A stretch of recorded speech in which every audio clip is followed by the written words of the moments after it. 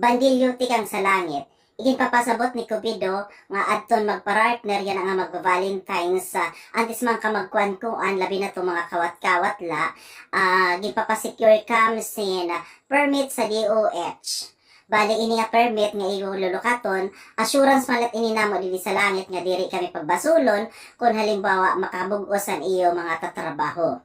Ngan kasumpay sini, pagpapalusad kami sin memorandum sa ton mga lodging house or mga motels para sa SRP sa mga kwarto. Bali sa 3 hours and short time, 350, and 6 hours, bali 600 pesos. And overnight man, bali 900 pesos la. Ang hibaruan nga tumalapas sini nga amo guidelines, bali mayon minus points dili sa langit. Ngan kadugangan nga anunsyo tungod sa si Cupido busy sa preparation sa langit para sa upcoming 2026 bequetal ceremony. Bali nagpagawa siya sin guidelines para sa nga mga singles nga naghahanap sin partner, yan ang magba-Valentines. Ade, una, ang edad 15 to 17 nga mga singles pagdagkot kam sin pink nga kandila.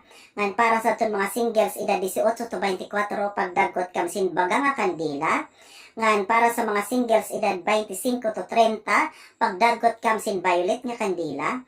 Ngan para sa mga singles edad 31 to 40 pagdagot kam sin busag nga kandila.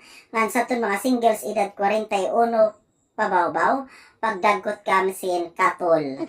Itong gadla.